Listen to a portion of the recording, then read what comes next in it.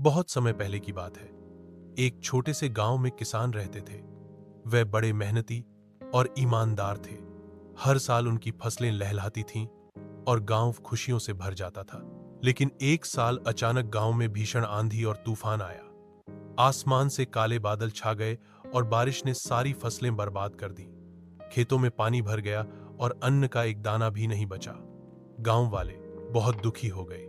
गांव के लोग मंदिर में जाकर भगवान से प्रार्थना करने लगे, हे भगवान, हमें इस संकट से बचाइए। तभी आसमान से एक जादुई परी उतरी।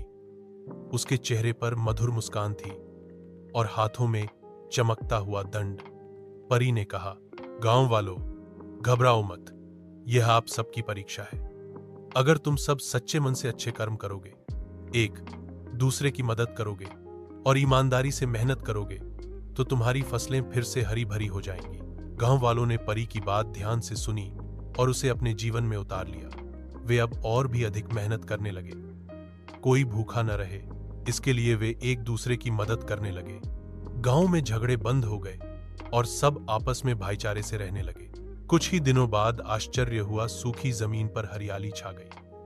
खेतों में गेहूं, धान और बाजरे की फसल लहलहाने लगी।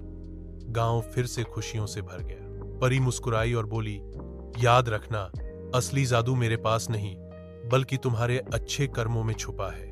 गांव वालों ने परी को धन्यवाद दिया और हमेशा अच्छे काम करने का वादा किया।